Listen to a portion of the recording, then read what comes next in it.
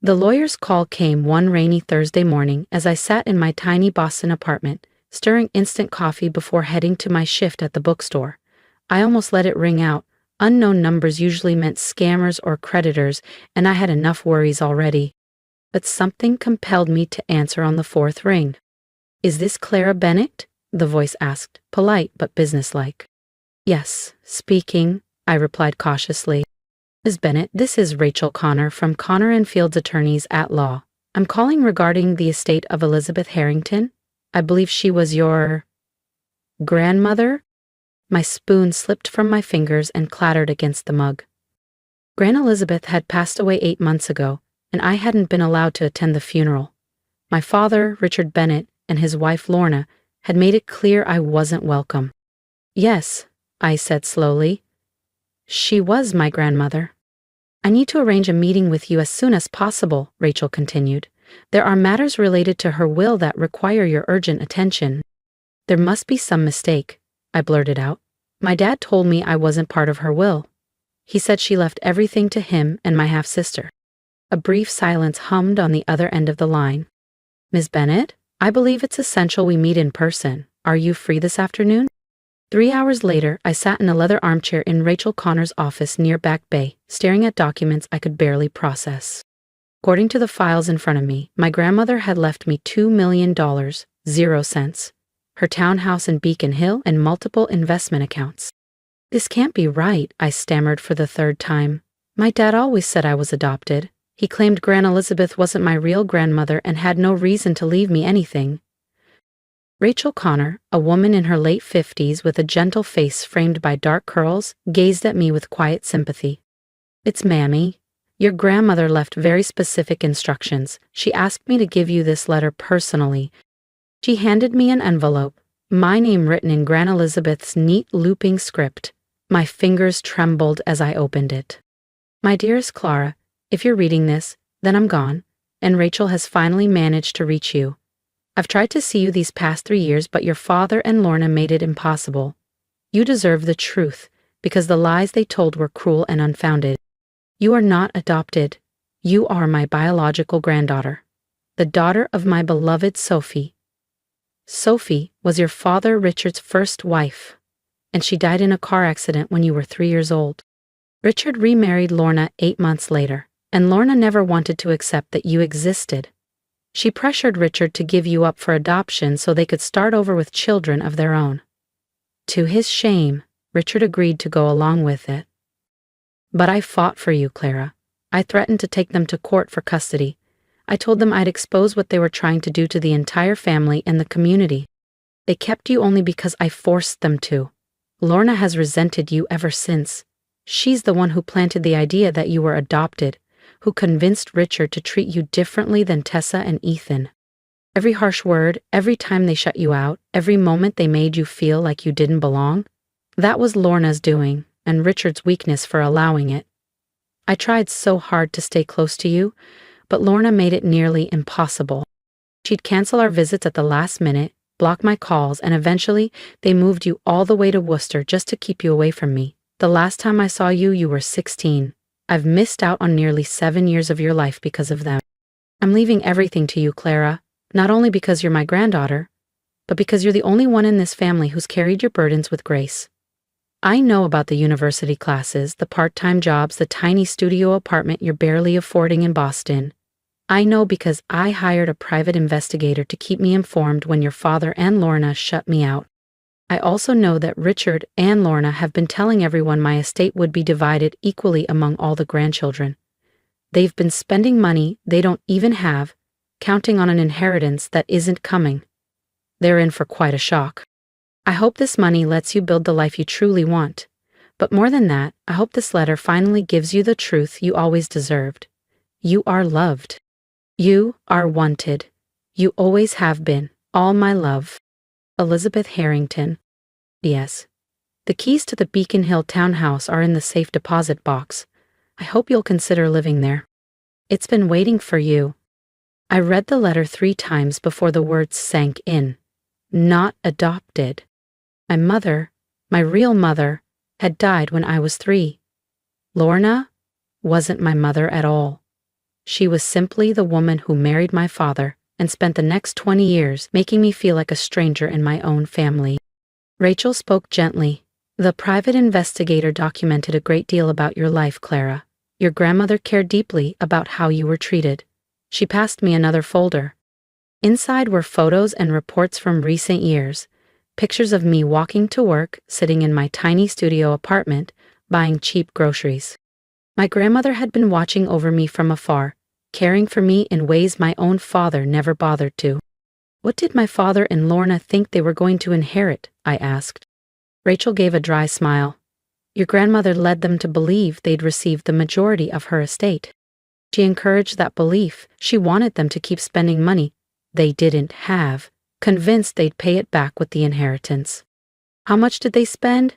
I asked, my voice tightening. Quite a lot, from what Elizabeth told me and from the investigators' reports, Rachel said. Your father bought a brand new Jaguar last year, nearly $60,000. 0 cents. Lorna redid the entire kitchen in their house in Newton, $35,000, 0 cents. And your half-sister Tessa got a designer wardrobe and a summer trip to Santorini for her birthday, another $20,000, 0 cents. They'd been living far beyond their means. I thought about my own life during that same time, working long shifts at the bookshop, attending university classes on my breaks, living off toast and tea in a tiny studio apartment. While my family spent money they hadn't yet inherited, I was scraping by just to afford basic necessities. So, what exactly did they end up inheriting? I asked. Rachel rifled through the papers in her folder. Each of your half-siblings received $4,000, 0 cents. And my father and Lorna? Nothing, Rachel said firmly. Absolutely nothing. My head spun. Nothing, Rachel continued softly. Your grandmother made it very clear that Richard forfeited any right to inherit when he chose Lorna's wishes over protecting his own daughter. I sat back in the leather chair, struggling to absorb it all. Nearly $2 million, 0 cents. A Beacon Hill townhouse, and, most importantly, the truth about who I really was and why I had been cast aside. There's one more thing, Rachel added gently. Your grandmother wanted me to be present when you inform your family about the inheritance. She wanted a witness to their reaction. And that's how I found myself taking a train to Newton the next evening. Rachel beside me, and a cashier's check for $2 million, 0 cents, folded inside my coat pocket. I hadn't set foot in my father's house for over a year, not since he'd told me I was too old to keep asking for handouts, when I'd pleaded for help paying my university fees. From the outside, the house looked exactly as I remembered, suburban, well-maintained, with that shiny Jaguar parked on the drive and perfectly clipped hedges framing the walkway. Lorna opened the door, her face immediately hardening at the sight of me. Clara, what are you doing here? We need to talk, I said. All of us. It's about Gran Elizabeth's will. Her expression flickered to something sharp and wary. Well, I suppose you'd better come in. She led us into the sitting room, where my father sat watching football on the television, and Tessa and Ethan were glued to their phones. The room had been redecorated since my last visit. If you've been captivated by Clara's journey so far, make sure to subscribe to the channel so you don't miss what happens when she finally confronts the family who tried to erase her. Her truth is just beginning to unfold. New furniture, fresh paint, and expensive-looking artwork adorned the walls. Richard, Lorna called, her voice falsely sweet. Clara's here about Elizabeth's will. My father glanced up, and I saw the precise moment his eyes flicked to Rachel Connor, standing beside me in her crisp navy suit, slim briefcase in hand. And who's this? He asked tightly. Rachel Connor, she said, extending her hand. I was Mrs. Elizabeth Harrington's attorney. Suddenly, everyone paid attention. Tessa lowered her phone. Ethan looked up from his game. Lorna quickly sat down, smoothing her hair. Well, Richard said, forcing a smile that didn't reach his eyes. I suppose it's time to sort out Mum's affairs. I appreciate you coming all the way out here. Actually, Rachel replied coolly, I'm here for Clara. Silence settled over the room. I don't understand, Lorna said, her voice wary. Rachel set down her briefcase and pulled out a slim folder. I'm here to inform Claire about her inheritance from Elizabeth Harrington's estate. Her inheritance? My father's voice cracked. There must be some mistake. Clara isn't. Yo no varish Clara. Misha wasn't really, Lorna said weakly. You tried to think so. She wasn't really what, Mr. Bennet? Rachel's voice was like a blade. She's adopted, Lorna blurted. Elizabeth wasn't her real grandmother. She had no reason to leave Clara anything. Rachel turned to me. Clara, would you like to tell them what you learned yesterday, or shall I? I stood, my fingers brushing the letter in my pocket. Though my hands trembled, my voice was clear. I learned that I'm not adopted. Lorna made a choking sound, but I kept going. I learned that my mother was Sophie Harrington, and she died when I was 3. I learned that Lorna tried to convince my father to give me up for adoption, and the only reason they didn't was because Gran Elizabeth threatened to fight for custody. Lorna's face drained of color. Tessa and Ethan exchanged stunned glances. That's not true, Lorna stammered. That's impossible. And I also learned, I continued, that Gran Elizabeth left me her entire estate, the Beacon Hill townhouse, her investments, and 2,000,000 cents in cash. Silence fell. That can't be right, Richard whispered. She promised us.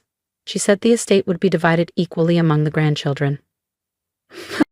She lied, I said simply. Just like you lied to me my whole life. Tessa spoke first. Wait, what about us? What did we get? Rachel checked her folder. Tessa and Ethan each received $4,000, 0 cents. $4,000, 0 cents? Ethan exploded. That's it? What about the house, the money?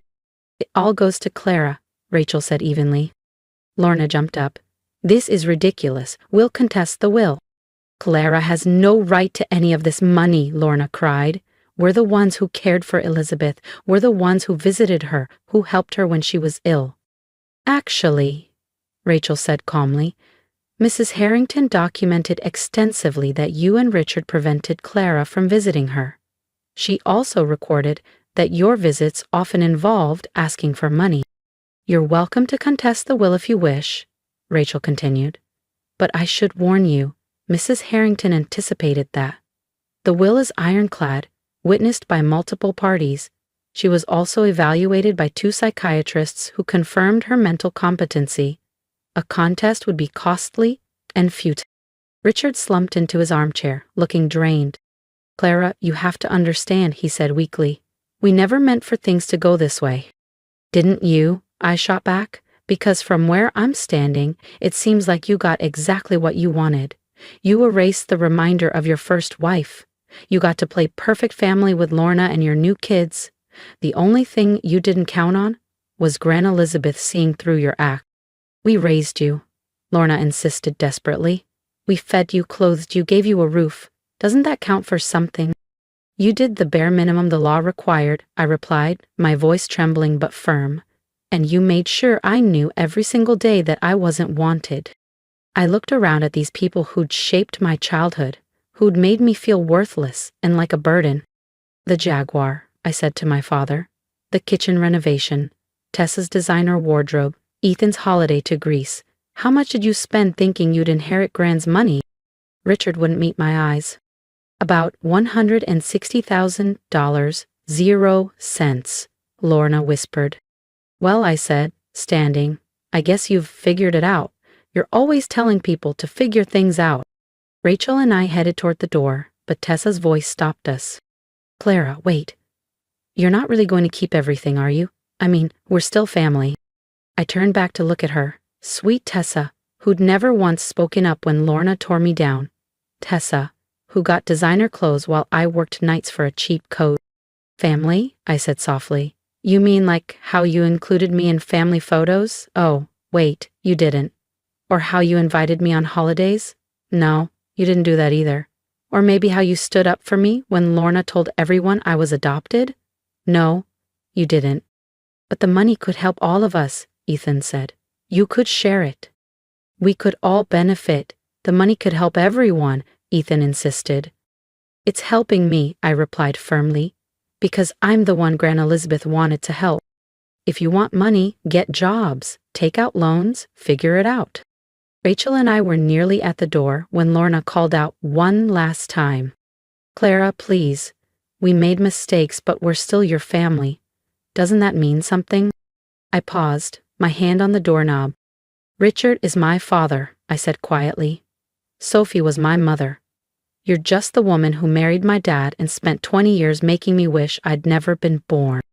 We left them there, in their beautifully redecorated sitting room, surrounded by things they'd bought with money they never really had, facing the reality that their illusions had finally collapsed. 6 months later, I moved into Gran Elizabeth's Beacon Hill townhouse. It's beautiful, 4 bedrooms, high ceilings, sun streaming through tall windows, a spacious kitchen where she used to bake lemon cakes, and a garden bursting with roses she'd tended herself until the very end. I found photos there I'd never seen before, pictures of me as a baby in my mother Sophie's arms, family gatherings where I looked genuinely happy and loved. Proof of the life I might have had if my mother hadn't died so young. I also discovered more letters from Gran Elizabeth, carefully written but never sent, describing years of trying to stay in my life.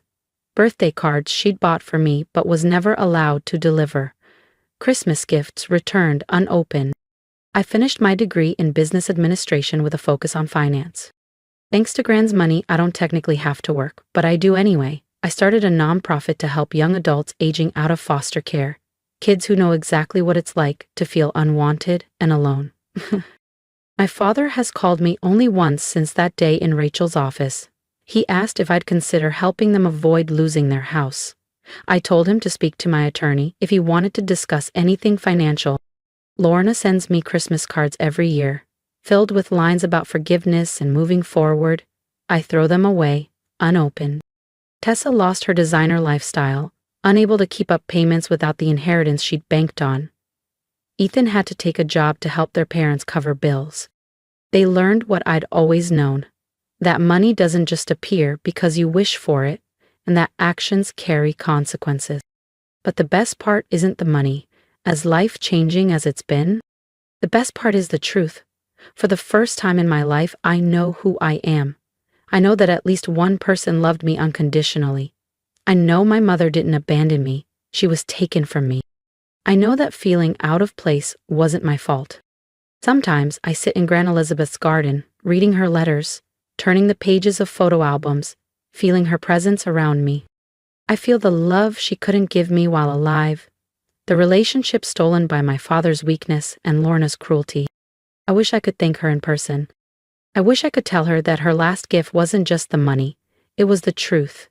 And the truth, I've learned, is worth far more than $2 million, 0 cents. Though, admittedly, the $2 million, 0 cents doesn't hurt either. If my story moved you, subscribe and share your thoughts below. I'd love your support as I keep writing my own future. Remember, the truth is powerful, and you deserve yours too. Never let others define your worth. Stand tall, even when the world tries to push you down.